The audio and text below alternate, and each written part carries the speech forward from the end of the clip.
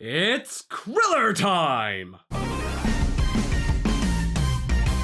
That's right everyone, Dragon Ball Super episode 99 just came out and the emotions here run rampant. Show it off, Krillin's hidden strength. The power is yours, Mighty Duck! From the last episode, Universe 9 were the first team to be subject to the Universal Destruction Dealie, and it clearly set the stage for what's to come.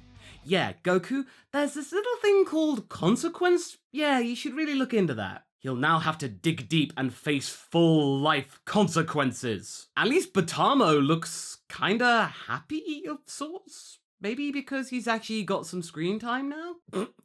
What's up with Dispo's mouth right here? I mean, I know he's quite an emotional guy and quite passionate, but that's just Tex Avery level of jaw-dropping. That just looks weird. And as for Jiren, his frown is now a slightly smaller frown, but it's enough for us to be distracted from his glorious space alien booty. Yeah, and okay, am I the only one to actually notice all the weird jump cuts all over the place in this part of the episode? Seriously, in the last 5 seconds there's been about 10 cuts for no reason. It doesn't add up to the music, nor are they any new shots, they're just the same frames over and over again, just randomly placed to make it ooh dramatic, but no it's not, it just looks weird and janky and ugh. They're just there to fill up some time at the beginning of the episode and to over-egg the pudding that is Universe 9's destruction. What would have been better to shock the audience more effectively would be to have the Universe 9 team destroyed, the Omni Kings talk about it, and then move on. Like, the entire universe was nothing. You just carry on like it was just a drop in the ocean. Now they're just kind of going on and on and on about it, and this is going to continue, I'm afraid. It's slamming that narrative point in our faces so much that we just want to keep the story moving instead of caring about what just happened. Goku reminds us that this isn't the first time that we've seen the Omni Kings destroy a universe, and he's quite right. Remember episode 67? Yeah!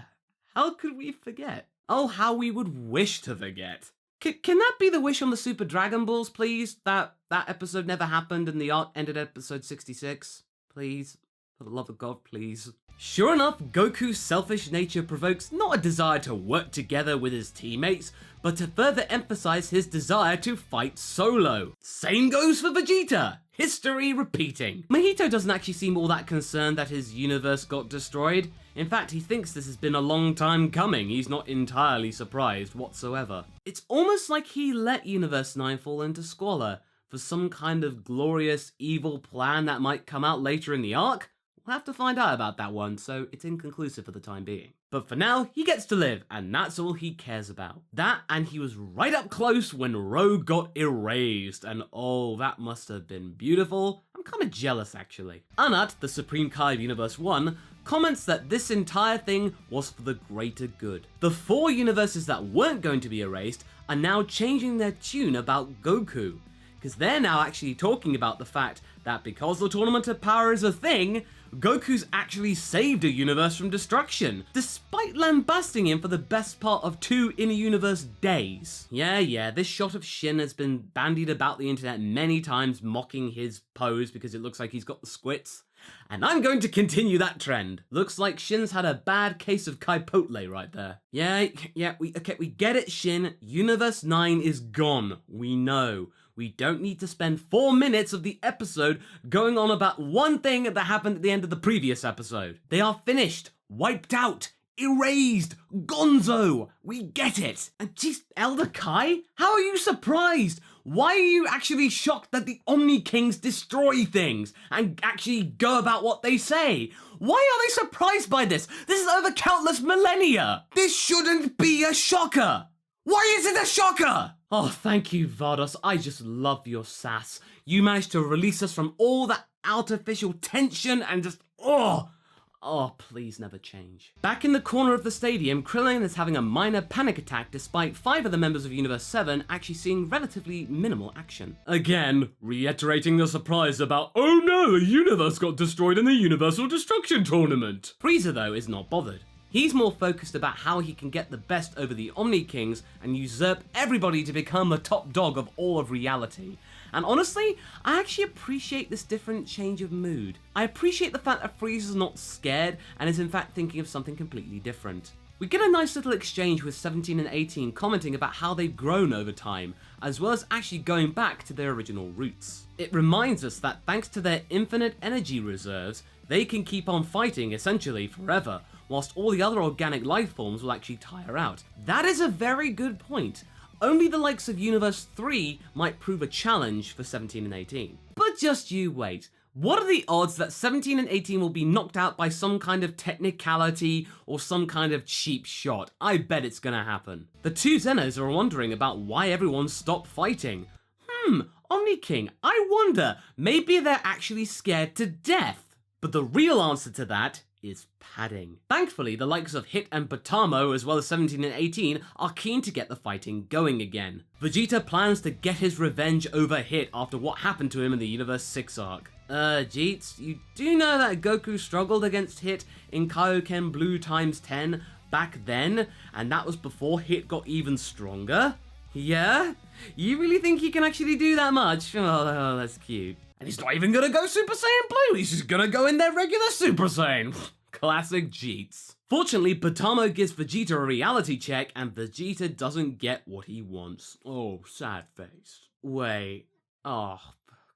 Did Vegeta not learn anything from the tournament arc? He must have watched Goku fight Botamo! The fact you can't hit Botamo, he doesn't actually get injured, his body sends punches to another dimension! Surely Vegeta was watching Goku do that! I mean, why doesn't he learn these things? Oh, jeez! But thankfully, he suddenly remembers. Conveniently remembers, you might say.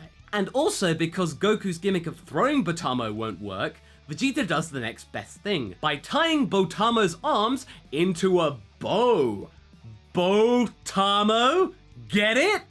Ha! And then Vegeta says, "To hell with your timeout rule and your mom." What? Thankfully, due to Vegeta's cockiness by not simply throwing Botamo at and instead walking him over to the edge, it gives Magetta enough time to come in and help his bud. Yay, Magetta's back! He's cool, I like him. Meanwhile, back at the Universe 7 huddle, GM from Universe 10 has begun his assault by attacking them directly. GM attacks again, but then Krillin and Roshi work together to push GM out of the ring with a Destructo Disc and a Kamehameha. Awesome, Roshi and Krillin got a KO. That's cool, they actually work together. But I don't get why all the winged characters are getting iced right now. The fact that they can actually fly is really useful and it could prove critical later on in the tournament. It's almost like it was entirely pointless them being here. And you also remember that Vegeta won over Magetta by hurling insults at him instead of his fists? Well, that's not gonna cut it anymore, because Botamo covers Magetta's ears. You know what, I'm not even mad, because that's absolutely hilarious, and that is pure Toriyama. And the fact Botamo actually gets to do a thing, I appreciate that. And because Vegeta's getting nowhere with Bota-Magetta fusion, Whis then looks, oh, look over there, 18's doing a thing, let's go look over there. Yes, Whis, I agree. Let us do that. Let us watch 18 kick some ass. Maybe she's kicking a little too much ass, because the Universe 4 fighter Shosa looks like he's actually been killed, and that's a big no-no, because remember, in the tournament, you can't kill people or else you'll be disqualified, and that's what it looks like for 18.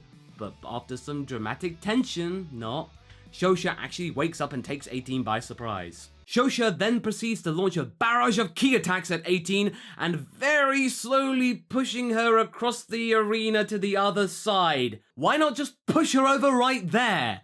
I mean, you're right at the edge. That barrage could only be a few seconds and then you'd be good, but no! You have to have the dramatic tension.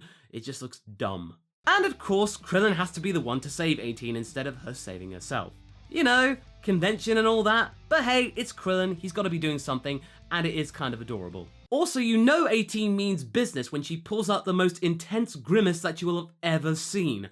I don't want to be on the other side of that because, whoa. Judging from this technique and how it works, I'm probably going to call this for now Snowball Volley because, you know, it's volleying in between 18 and Krillin, and as each time the rally succeeds, the ki blast gets bigger and bigger and bigger, and therefore harder to dodge. It's actually a really good co-op technique. Bye-bye, Shosa, and hello to the K18 high five. That's just cute. However, Krillin then gets knocked in the face by Shosha's teammate Majora, not related to the mask of the same name. 18 then borrows Roshi's glasses which Krillin took as he performs a solar flare times 100, but it doesn't work. Because Majora had his eyes closed, and for good reason. It's because Majora became blind many years ago, and he actually relies upon scent to figure out where his opponent is. But since Majora can only rely upon smell to figure out where his opponents are, this leads to one of the most infamous deep cuts of the entire series. Well, back in the original Dragon Ball, Krillin was fighting against a fighter called Bacterian, and Bacterian's gimmick was that he smelt really, really bad. So to counter it, Krillin farted in Bacterian's face, and the smell was so bad, it rendered Bacterian utterly helpless. And that is what happened right here, but instead of his butt, it's his foot. Following that up with a Kamehameha to the face, Krillin knocks Majora out of the ring. So hey, he gets another KO! Krillin's actually doing really well here. He's thinking on his feet and literally using his foot. You know, this is really good, but oh no, wait, he's knocked out. Oh, what? Yeah, Frost whipped him out of the ring when he wasn't looking, the dirty bastard. Hey, let the Krillster have his moment. Oh, damn, that really sucks. Krillin did actually really well and he only fell out of the ring because of a cheap shot. I mean, yeah, that's really unlucky. So, all that talk about Krillin's hidden power from episode 76, you know, he unlocked that kind of potential, that went nowhere. Yeah. Great. We end the episode with at least 5 minutes of the tournament being completed. Wait, what? 5 minutes already in only 3 episodes? What is this madness? And yeah, I know you guys are going to ask me about the preview, so I'll talk about the preview. In short, episode 100 is going to be Saiyan on Saiyan action, and that seems legit for the 100th episode. All in all, this episode was padded to high heaven, but what content was there was actually pretty good. But nevertheless, it still felt really bloated, and it kept on saying the same thing again and again. Yeah, Universe 9 got destroyed. Yeah, the whole Universal Destruction daily, that's actually a thing. Yeah, we know. It really ran the risk of undermining the good parts of the episode, and there were quite a few good parts. We had the Universe 7 team working together. We had Vegeta have some comedic moments with Batamo. We actually had Goku not doing anything for an episode, so that was good. And of course, Krillin and 18 working together and actually showing that all their training has actually proved fruitful. All I can say really is just please don't hate on the little guy. He just got cocky, like most of the people in the entire show. He was just suffering from a common Dragon Ball trope. He wasn't weak, he just got too puffed up in his smoke box. But anyway, that's my review for Dragon Ball Super episode 99. Tune in next time for my review of episode 100. Until then, be sure to like and subscribe. Catch you later!